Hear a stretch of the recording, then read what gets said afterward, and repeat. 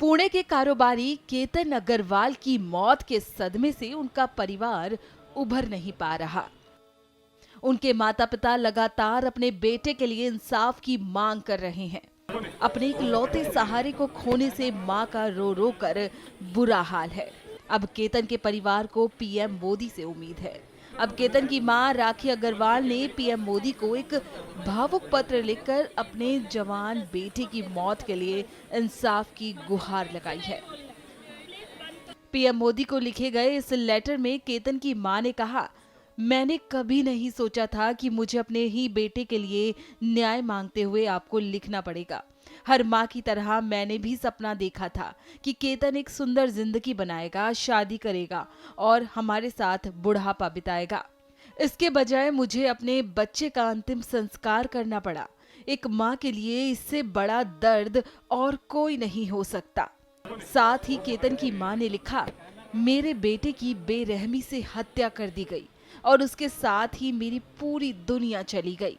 हमारे घर का हर कोना मुझे उसकी याद दिलाता है। उसका कमरा, उसके कपड़े, उसकी तस्वीरें और उसकी हंसी की जगह ले चुकी खामोशी मुझे हर दिन याद दिलाती है कि वो कभी वापस नहीं आएगा। आगे उन्होंने कहा कि किस तरह से उनके परिवार को एक और सदमा तब लगा जब सिर्फ 20 दिन बाद केतन के दादा देवीचंद्र अग्रवाल का भी निधन हो गया। उन्होंने कहा कि वो केतन से बहुत प्यार करते थे और अपने पोते को खोने का गम बर्दाश्त नहीं कर पाए। कुछ ही दिनों में हमारे परिवार ने 2 पीढ़ियां खो दी।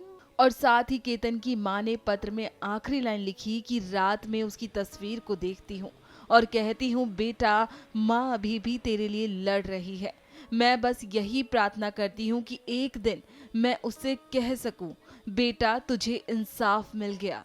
मुझे पूरी उम्मीद है कि आप एक दुखी माँ की आवाज सुनेंगे।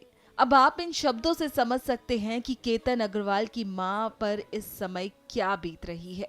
बता दें कि केतन अग्रवाल की मौत को 1 महीना होने वाला है।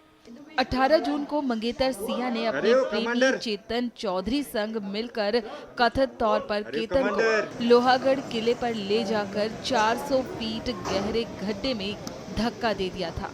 सिया और केतन की शादी होने वाली थी। दोनों की फरवरी में सगाई हो चुकी थी, लेकिन वो इस शादी के लिए तैयार नहीं थी। उसने अपने परिवार को शादी से ना कहने की जगह केतन को मारना बेहतर समझा। अपने जन्मदिन से 1 दिन पहले केतन को लेकर सिया लोहागढ़ किले पर पहुंची थी और यहाँ दोनों ने इस वारदात को अंजाम दिया। फिलहाल चेतन और सिया न्यायिक हिरासत में यरवड़ा सेंट्रल जेल में बंद है।